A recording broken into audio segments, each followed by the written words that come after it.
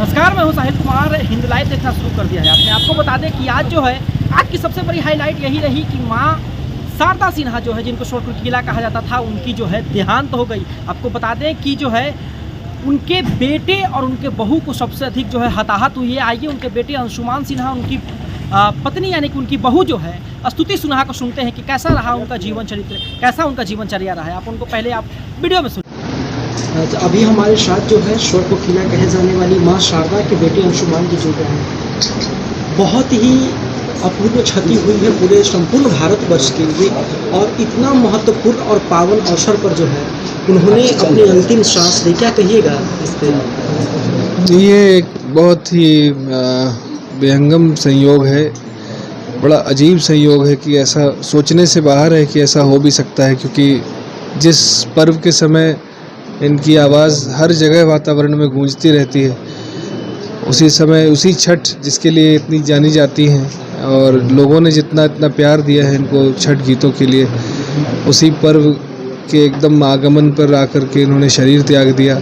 ऐसा लगता है जैसे ईश्वर का ये इशारा था कि हम समझें कि कैसे छठी मैया की प्रतिछाया स्वरूप हमारे बीच ये मौजूद थी, ऐसा लगता है। क्या है अंतिम क्या बातें रही अंतिम बार जब आपने उनसे मुलाकात की, या आखिरी समय क्या कुछ कहा उन्होंने, आपसे क्या बात? आखिरी क्षणों में तो बहुत दर्द और परेशानी में थी माँ, और पर उन सब के बीच भी उनकी जो इच्छा थी, जैसे जब उनको थोड़ा आभास होने लगा था कि अब शरीर त्यागने का समय आ रहा है, तो वैसे में वो अपनी नतनी है जो उनकी अनुषा, उसके साथ हॉस्पिटल बेड पे ही थी, उसका हाथ पकड़ के और 8 के कोठरिया हो दीनानाथ, ये एम्स में वो गा करके उसको थोड़ा सा सुनाती थी। फिर वो नतनी बोलती थी कि गाओ मेरे साथ और इसको सीख लो, तो उसको सिखा रही थी वो।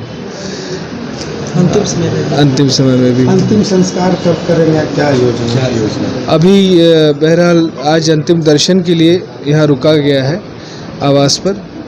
जो भी यहाँ आना चाहेंगे इनके अंतिम दर्शन के लिए, उसी के लिए आज हम लोग रुके हैं। कल तड़के सुबह 7 बजे यहाँ से हम लोग यात्रा प्रारंभ करेंगे अंतिम संस्कार के लिए। गुलबी घाट पर इसको संपन्न करने की प्लान हुआ है।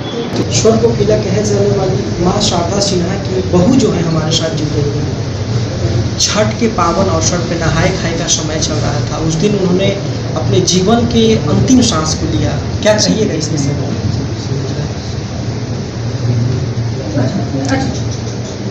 ये छठी मैया की बेटी सब लोग कहते हैं, तो हो सकता है माँ बेटी में कोई साठगांठ हुई होगी कि तुम छठ के दिन ही आ जाना, और माँ ने बोला होगा, बेटी चली गई। ये पूरे देश के लिए जो है बहुत बड़ी क्षति की बात है। प्रधानमंत्री नरेंद्र मोदी ने जो है आप लोगों से संपर्क साधा। कैसा लगा कि देश के प्रधानमंत्री जो है इतने बड़ी हस्ती के गुजरने के बाद आप लोगों से संपर्क करते हैं? बहुत वाकई में बहुत अच्छी बात लगी, बहुत खुशी हुई कि इतने बिजी स्केड्यूल के बावजूद भी उन्होंने समय निकाला और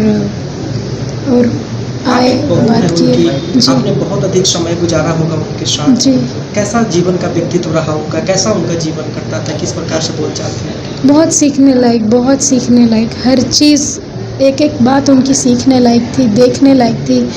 और मुझे तो लगता है कि एज अ यूथ हम लोग को अनुसरण करना चाहिए माँ की इन चीज़ों का।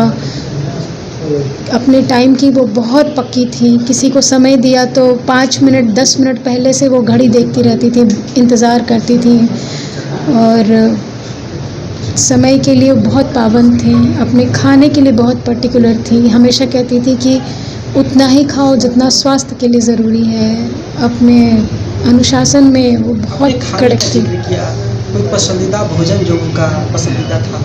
वो बहुत ज़्यादा कभी नहीं खाती थी, बहुत कम, थोड़ा सा खाना बहुत एकदम हल्का खाना खाती थी। शुरू से ही ऐसी हैं वो, और बहुत कोमल, बहुत मधुर विचार, और बहुत नपातुला बोलना, नपातुला खाना। जैसे कि आप उनकी बहू है, वो आपकी सास थी? जी हैं। है जी। वो मतलब कि और आज होता है ना एक सास और बहू की जो रिश्ता होता है उसमें थोड़ी खटपट होती है, कैसा रिश्ता था आप लोग? क्यों आप लोग सास बहू और साजिश हर जगह शुरू कर देते हैं? ऐसा बिल्कुल नहीं है। वो बिल्कुल माँ है, सबकी माँ, मेरी भी माँ। उन्होंने जीवन जीने का सलीका सिखाया, आगे बढ़ने का सिखाया, कैसे अपने घर को साफ़ सफाई करके रखते हैं, कैसे अपने आप को रखते हैं। बहुत कुछ सीखा मैंने उनसे, हर दिन सीखती आई हूँ। अपने रियाज़ को लेके, अपने काम को लेके कितनी पक्की थी वो, हर चीज़ उन्होंने सिखाया। कोई ऐसा चीज़ बताइए जो उनको बहुत अधिक पसंदीदा हो, उस चीज़ से उनको बहुत प्रेम हो संगीत के अलावा? उनको अपने फैमिली के साथ समय बिताना बहुत अच्छा लगता था। वो बहुत खुश होती थी जब पूरा परिवार साथ होता था, और गायकी चल रही हो, पूरा परिवार साथ हो, खूब हंसी खुशी हो, कोई त्यौहार हो, तो माँ को बहुत अच्छा लगता था, पसंद था उनको बहुत। उनके अंतिम वचन क्या थे, क्या बातें थी अगर आपने अंतिम बार उनसे कोई सोचता ही नहीं कि ये अंतिम वचन रहेगा, तो ऐसे में कैसे आपको याद दिलाऊं कि अच्छा यही लास्ट उन्होंने बोला। जा रही थी तो बिल्कुल अच्छी थी, लगा नहीं था कि ऐसा हो जाएगा कुछ, तो यहाँ से निकली थी तो बहुत अच्छे से गई थी वो। अच्छे से रहना, घर का ध्यान रखना, सब तरफ लॉक करना, ऐसे बोलती थी। जिस प्रकार से हर एक व्यक्ति का एक शौक होता है कि अगर मैं आगे भी कंटिन्यू रहूँ तो मैं ये करूँगा, क्या कुछ चीज़ें थी जो आगे करना चाहती थी माँ शारदा सिन्हा? उनके बहुत सारे प्रोजेक्ट्स थे, बहुत सारी चीज़ें उनके मन में थी जो वो करना चाहती थी, तो ज़रूर मुझे ऐसा लगता है कि आगे भी पूरी होनी चाहिए, होगी। अब कैसे होगी वो छठी मैया जानेंगी, वो हम लोग नहीं जानते, भगवान जानेंगे।